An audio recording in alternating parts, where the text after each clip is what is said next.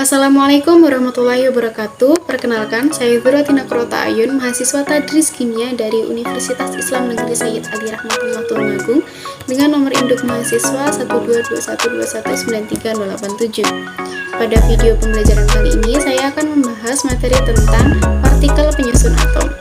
Materi ini memiliki kompetensi dasar 3.2, yaitu menganalisis perkembangan model atom dari model atom Dalton, Thomson, Rutherford, Bohr, dan mekanika global.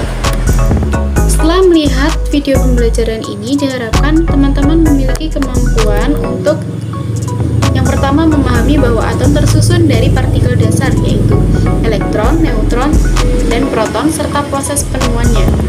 Lalu, diharapkan juga kalian mampu menjelaskan eksperimen yang mendukung penemuan elektron, inti atom, proton, dan neutron. Kemudian, menentukan notasi nuklida berdasarkan jumlah proton, elektron, dan neutron, dan membandingkan perbedaan antara isotop, isobar, dan isoton. Baiklah, bagaimana kabar kalian hari ini? Semoga selalu dalam keadaan sehat dan berbahagia. Nah, sebelum kita melanjutkan pembahasan pada video kali ini, alangkah baiknya kalau kita berdoa terlebih dahulu agar ilmu yang kita dapatkan mendapatkan manfaat dan barokah. Berdoa, silahkan.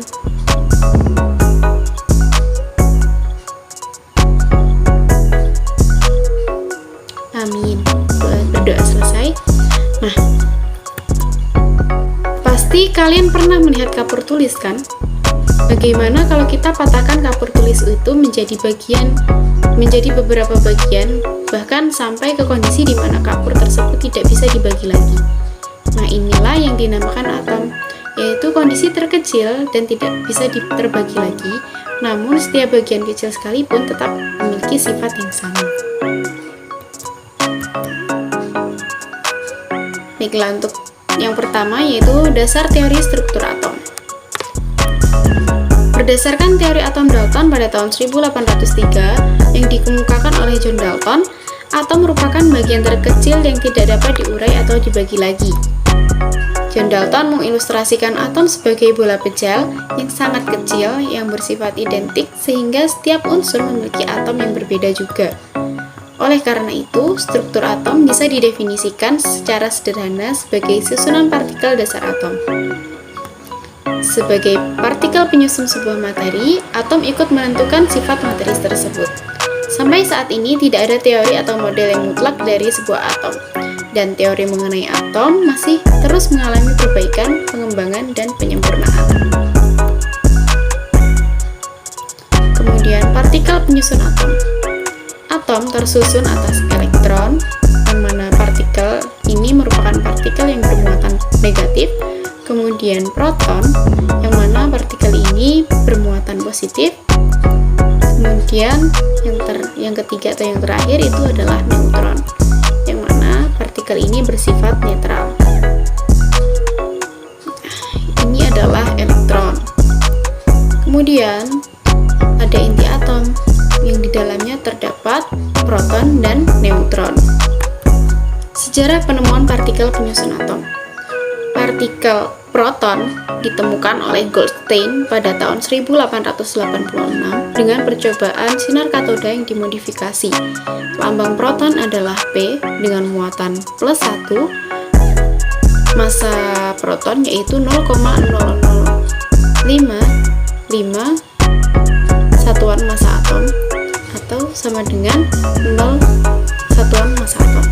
Kemudian elektron ditemukan oleh Thomson melalui percobaan sinar katode yang dilambangkan dengan E dengan muatan -1 yang mana memiliki massa 1,00758 satuan massa atom atau sama dengan 1. Neutron, kemudian yang terakhir yaitu neutron. Neutron ditemukan oleh Chadwick pada tahun 1932 melalui percobaan penembakan atom berilium dengan sinar alfa yang menemukan neutron, kemudian melambangkan neutron dengan N. Kemudian muatan neutron itu adalah 0, mana masanya yaitu 1,00893 satuan massa atom atau dikulitkan menjadi satu satuan massa atom. Nah, kulit atom terdiri dari 7 kulit, yaitu lintasan yang pertama, harga N sama dengan 1, disebut kulit K. Kemudian lintasan kedua, harga N-nya adalah 2, disebut kulit L. Kemudian lintasan yang ketiga dengan harga N-nya sama dengan 3, kemudian disebut dengan kulit M, dan seterusnya.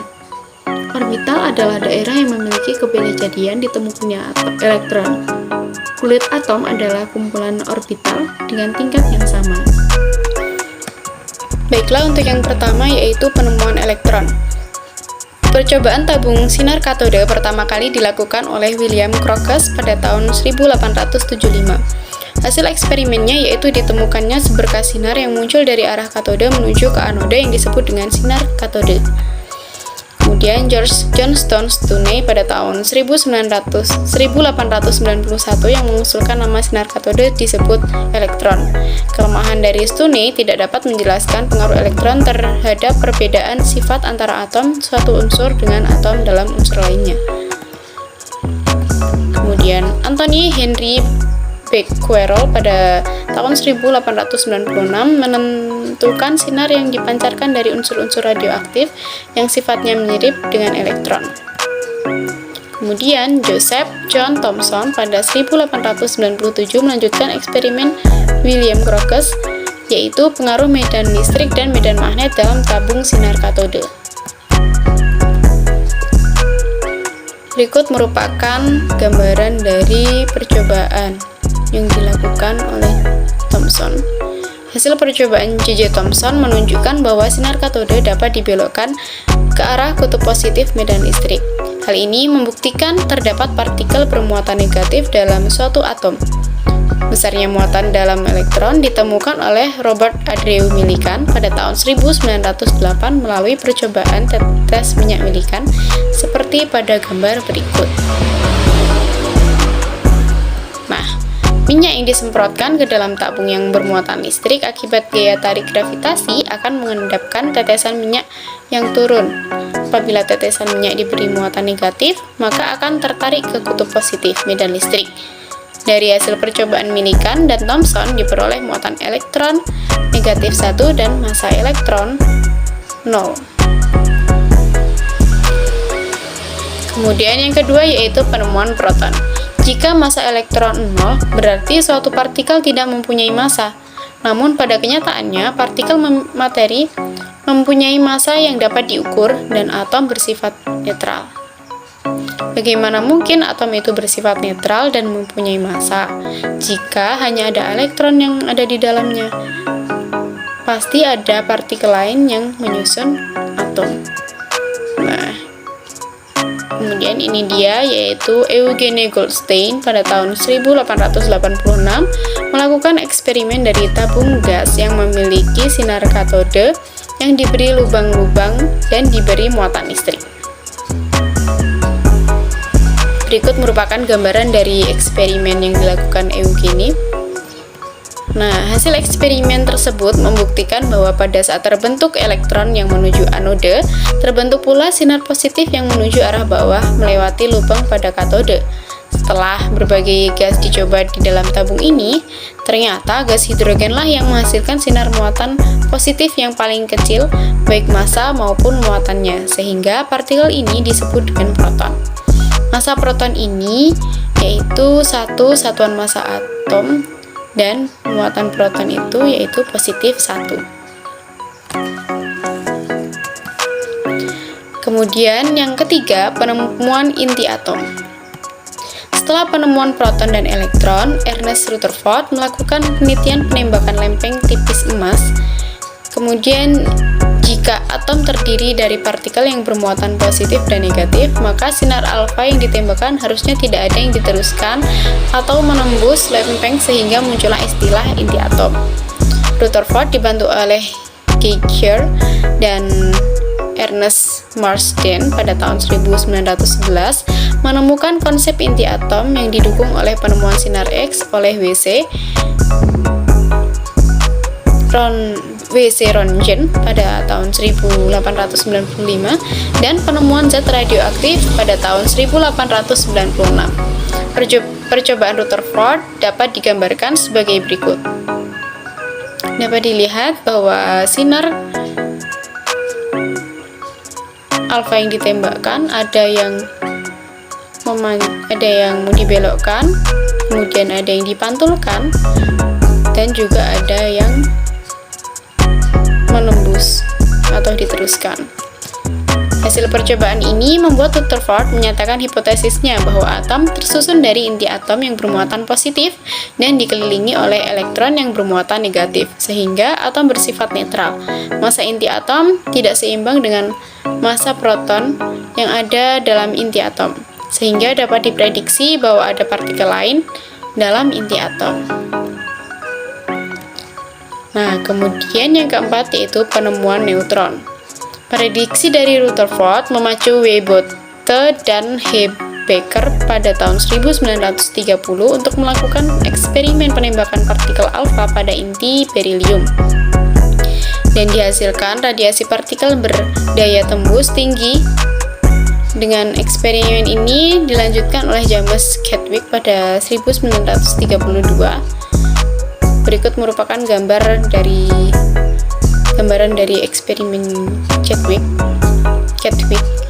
Nah, Chadwick mengamati bahwa berilium yang ditembakkan dalam partikel alfa memancarkan suatu partikel yang mempunyai daya tembus yang sangat tinggi dan tidak dipengaruhi oleh medan magnet maupun medan listrik. Partikel ini bersifat netral atau tidak bermuatan. Partikel ini kemudian diberi nama neutron. Berikut adalah sifat-sifat neutron, yaitu tidak bermuatan karena sinar neutron dalam medan listrik ataupun medan magnet tidak dibelokkan ke kutub positif maupun negatif. Kemudian memiliki massa yang hampir sama dengan massa atom, yaitu 1,675 kali 10 pangkat min 24 gram atau 1,0087 satuan massa atom. Kemudian yang selanjutnya notasi atom. Yang pertama adalah nomor atom. Nomor atom ini menunjukkan jumlah muatan positif dalam inti, yaitu jumlah proton. Menurut Henry Moseley pada tahun 1887 sampai tahun 1919, jumlah muatan positif setiap unsur bersifat berkarakteristik. Jadi unsur yang berbeda akan mempunyai nomor atom yang berbeda juga. Untuk jumlah muatan positif atau nomor atom diberi lambang Z. Jika atom bersifat netral, maka jumlah muatan positif atau proton sama dengan jumlah muatan negatif, yaitu elektron. Jadi, nomor atom sama dengan jumlah proton sama dengan juga jumlah elektron. Jika atom membentuk ion, maka Z tidak sama dengan jumlah elektron. Nah, jika tadi disebutkan ion itu adalah atom yang bermuatan karena kekurangan elektron, yaitu menjadi ion positif, atau kelebihan elektron, yaitu disebut dengan ion negatif. Dapat dilihat. Kemudian yang kedua yaitu nomor massa. Massa atom sama dengan massa proton ditambah massa neutron ditambah massa elektron, sehingga massa atom dinyatakan sebagai nomor massa dan dilambangkan dengan A. Jika A atau massa atom sama dengan massa proton ditambah neutron, maka neutron sama dengan massa atom dikurangi nomor atom. Saya adalah massa proton, sehingga dapat kita terapkan pada contoh berikut, yaitu Na+ dengan nomor atom 11 dan dengan massa atom 23, sehingga proton yaitu sama dengan massa nomor atom 11, Kemudian elektron, karena dia sebenarnya adalah sama dengan proton, yaitu 11, karena dia membentuk ion positif, maka ia yaitu plus 1, maka ia melepaskan elektron sebanyak 1, sehingga 11 dikurang 1 yaitu 10. Lalu neutron, neutron adalah jumlah dari massa proton ditambah massa neutron ditambah massa elektron, sehingga neutron tadi adalah massa atom dikurangi dengan massa proton. Jadi nomor massa 23 dikurang dengan 11 yaitu hasilnya 22. Kemudian contoh yang lain yaitu pada sulfur. Diketahui bahwa massa atom sulfur adalah 32 dan nomor atomnya adalah 16. Jadi dapat diketahui bahwa proton sama dengan nomor atom yaitu 16, dan elektron yang seharusnya sama dengan massa proton 16, namun karena ia membentuk ion dengan muatan negatif 2, maka ia berarti menerima 2 elektron, sehingga yang seharusnya 16 menjadi ditambah 2 yaitu menjadi 18. Dan massa neutron yaitu massa atom dikurangi dengan massa proton, sehingga 32 dikurangi 16 sama dengan 16. Nah, yang selanjutnya kita akan membahas tentang isotop, isobar, dan isoton. Isotop. Isotop adalah atom-atom yang memiliki nomor atom yang sama namun memiliki nomor massa yang berbeda. Dengan kata lain, sebuah unsur yang memiliki jumlah proton dan neutron yang sama dapat memiliki jumlah neutron yang berbeda. Itulah yang dinamakan dengan isotop. Contohnya adalah sebagai berikut. Hidrogen memiliki isotop dengan nomor massa 1, kemudian nomor atom 1, dengan deuterium dengan massa atom 12 dengan nomor atom yaitu 1, dan dengan tritium yaitu dengan massa 3 dan nomor atomnya 1. Lalu oksigen memiliki isotop seperti demikian, yaitu dengan nomor massa 16 dengan massa atom 16 dan nomor atom 8, kemudian massa atom 17 dengan nomor atom 8 dan massa atom 18 dengan nomor atom 8, dan begitu selanjutnya. Jadi jumlah protonnya sama namun massa atom berbeda, sehingga neutron jumlahnya berbeda. Lalu yang selanjutnya isobar. Isobar adalah unsur yang mana atomnya berbeda namun memiliki nomor massa yang sama. Hal ini dinamakan dengan isobar. Jadi isobar adalah nomor atomnya berbeda namun nomor massanya sama. Contohnya sebagai berikut. Atom oksigen dengan nomor massa 16 memiliki nomor atom 8 sama dengan natrium yang memiliki massa atom 16 namun memiliki nomor atom 7. Kemudian yang selanjutnya natrium dan magnesium yang dapat memiliki nomor massa yang sama, yaitu natrium memiliki massa atom 24 namun memiliki nomor massa 11, nomor atom 11 maksud saya, dan magnesium memiliki memiliki massa atom 24 dan nomor atom 12, sehingga mereka memiliki jumlah atau memiliki massa atom yang sama namun nomor atom yang berbeda. Nah, kemudian yang terakhir yaitu isoton. Isoton adalah unsur-unsur yang berbeda namun memiliki jumlah neutron yang sama. Contohnya adalah sebagai berikut. Hidrogen dengan massa atom 2 dan nomor atom 1, dan helium yang memiliki massa atom 3 dan nomor